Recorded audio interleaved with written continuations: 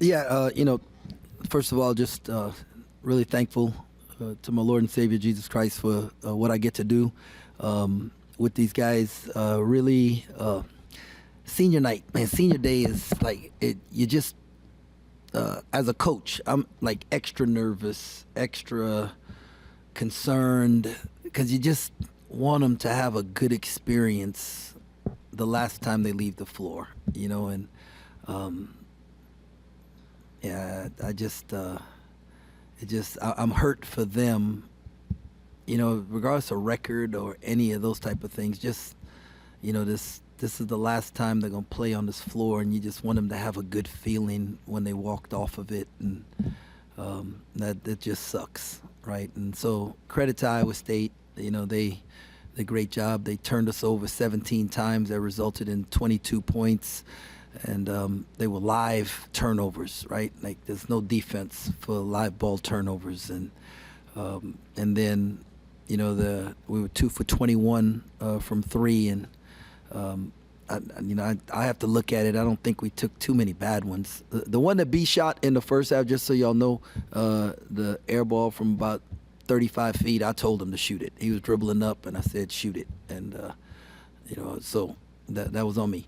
But other than that, they just had more energy than we did, and I couldn't figure out how to get the energy switch flipped, and the game was so choppy. We'll look at film, figure something out, and excited about the opportunity to play in the Big 12 tournament. Tell me about David's last game here. He talked about memories. There's still more games to play, of course, but just his day-to-day and just what he's meant to this team. Well, I think I don't know that I have any other like adjectives to describe, just what he's meant to us. He's just been an incredible human being from the moment that we met him.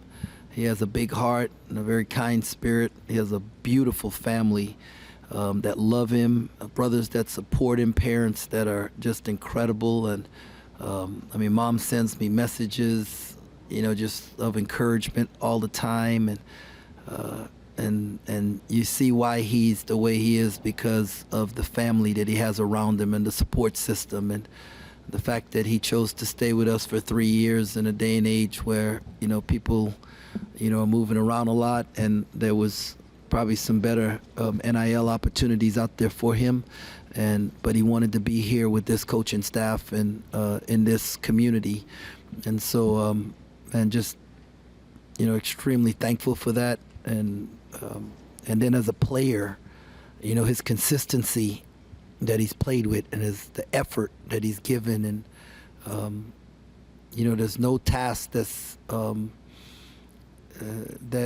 that is too minor for him to ask him to do, and you just seen him grow, right, as his confidence level as a player from his first year to where he is now, and those are the kind of things that you sign up for as a coach, to watch a kid go through those kind of evolutions and grow, and tell them there's some place that I want to help you get to, and that you can get there, and if you just stick with it, and trust the process. And I hope that we get some rules in place that allow us to go back to doing that. But when you look at decision makers, the decisions that the decision makers are making, I look at Craig Smith at Utah, and he improved the number of victories he had every year, and they were right on the verge of making the NCAA tournament, and they make a coaching change before the season's over after he beats us and KU at his place, and they make a coaching change then, and his team is good, but this league is really good, and when decision makers are making those kind of decisions, we wonder as coaches, well, man, do I have to win right now, or do I have a chance to build a program? You look at some of the other decisions that have been made, out there, and you just, it's like, I know what our fans want. Our fans want to watch David Castillo grow for 4 years. They want to watch, like David Gasson. They want to see guys be here and get to know him, and be able to cheer for him and those type of things. But then you wonder what kind of decisions the presidents and the athletic director's going to make. I'm blessed to work for Gene Taylor, and I know how pissed he was when the situation happened at Utah, and so and he told me that, and so I'm thankful for the way that he approaches things. But you just I pray a lot for my coaching friends out there who are in the struggle, and it's a win now kind of thing. So I'm looking forward to having more David Gassons, guys that spend 4 years with you, 3 years with you, guys that you get to see grow. And one of the reasons why we are going to sign in April 2 high school kids, so that we can help them develop and grow. And we're going to have to go in the portal also, but it's just one of the reasons why we're doing some of the things we're doing. They went to a little bit of a different guard lineup today with Keyshawn Gilbert being out. Curtis Jones was given an opportunity to lead the offense along with Joshua Jefferson, of course, Taman Lipsey too. How difficult is that for you to prepare for? So many guards and handlers that are able to initiate an offense. I don't think they did anything different other than Gilbert not being there. I mean, Jones has been their leading scorer all year long, and he's really good in the ball screen. And I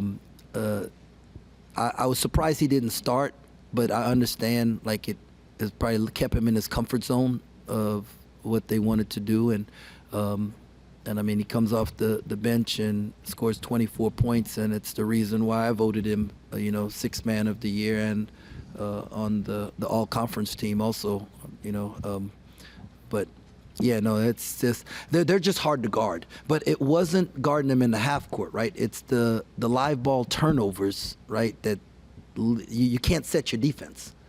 If we set our defense, we're pretty good. But we haven't had 17 turnovers that resulted in that many points in a long time. Normally we kick it in the stands and then we get to set our defense. But we weren't able to do that today. What would you say your mentality is heading into Kansas City now? One game, just win one game.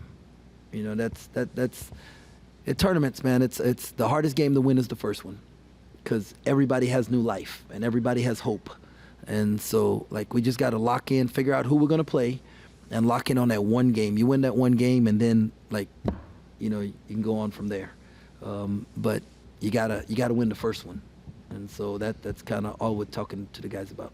I also wanted to ask if you could just address a little bit why this week was important for you to bring in some high school recruits after a long period of not doing that. Well, they were closer to decisions, right? And so and then they had a gap in their season that allowed them to come before they started the playoffs or ended the playoffs kind of thing. So that was the big. So it fit in the schedule. Coach, I think the unique thing about a conference tournament is that you always have the potential to play a team for the third time in the season. Is there sort of anything different when you have to prepare for a team the third time? No. I mean, you know them better. They're going to know us and we're going to know them. And so it's going to be harder to score, right? And because they know what you're doing. So that's about it. But not necessarily. And I don't know that we were going to play a team would play the third time, because, there's a whole bunch of them we only played once. So we'll see. And sort of what's the most important thing that you need to see from the guys heading into the conference tournament to pick up that first win? No, between now and the first game, we got to figure out how to get some legs and get some rest and have some energy. It's like whoever wants to, like, be there the most, right, and keep living life together, those are the teams that advance. And guys who are, like, tired and sick of each other, those are the teams that don't. And thankfully we got a group of guys that like being around each other, and they enjoy and we like being around them. So. In the paint, especially early on, how was Iowa State able to have success down low? Yeah, we didn't front the post like we were supposed to, and we won. Scheme was front the post, make him throw lobs. We double. We didn't do that, and so they jumped out. I mean, it was pretty bad. I can't remember exactly what it was. I know one time it was 10-2, and then another time it was like 18-4 maybe. But we closed the half, and it was I think 18-14. That's why we went on that 8-0 run to end the half, and they just played with more force than we did early on. Very much like what Cincinnati did to us at the start of that game. I mean, the Cincinnati game, I think we started 5 of our first 8 shots were threes. I think in this game it was like I can't remember what it was. We were settling, and we wasn't driving with force, cutting with force, screening the way we needed to help guys get there. And then when we started doing that, that's when we were able to have some success. Coach, last weekend you had a young man, Will Scott, come in the locker room, break down the huddle, open heart surgery. Why is it important for you to do stuff like that? How the team react? The team was great with Will, and today we had Tinley, and Tinley was at Mercy. Is that the Mercy Hospital in Kansas City? And when we played up there, the Drake game, and she got to be on those. They have these robots that have a screen, so she was in her hospital room, but she could be at our shoot around, our practice, and the team was able to meet her and talk to her, and it was really cool because she got to meet Taylor Swift, and so this was nothing for her. I mean, like so, but she broke it today, and just. Anytime we can do something, man, that adds some joy to somebody's life, we want to do that. And, God gave us this platform so that we can impact lives, and not just our players' lives, but the people around us. And so thankful for a team that understands that and embraces it.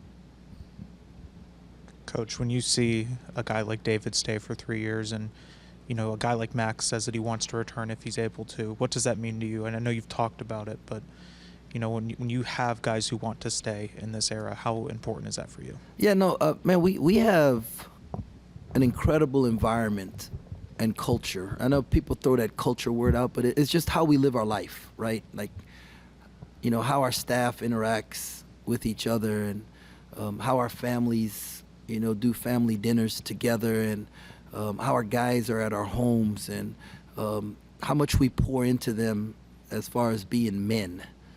The mission of our program is to develop men who are going to be great husbands and great fathers, right? And along the way, we want to win basketball games too. Don't get me wrong there, but it's about like helping the next generation of husbands and fathers, right? And you want to change your community, change your family.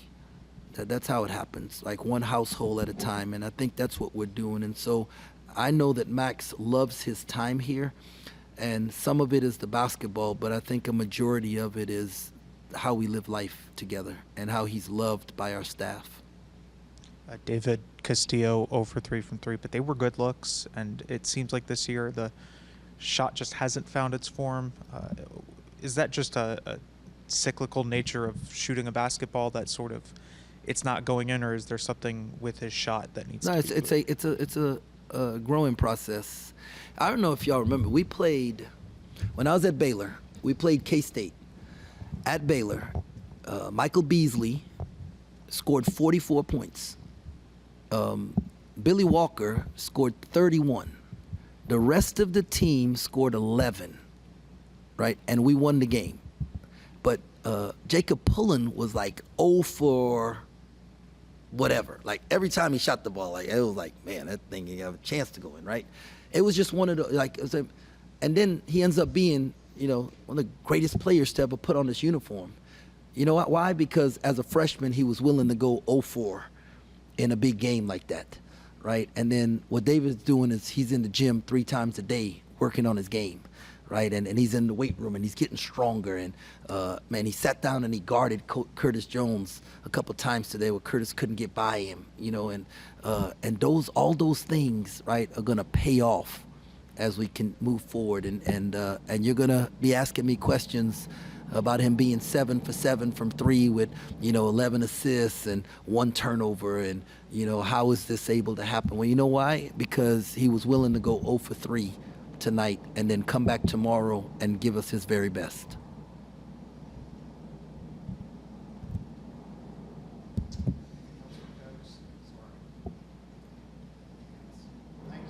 Hey, thanks a lot. God bless. Go Cats.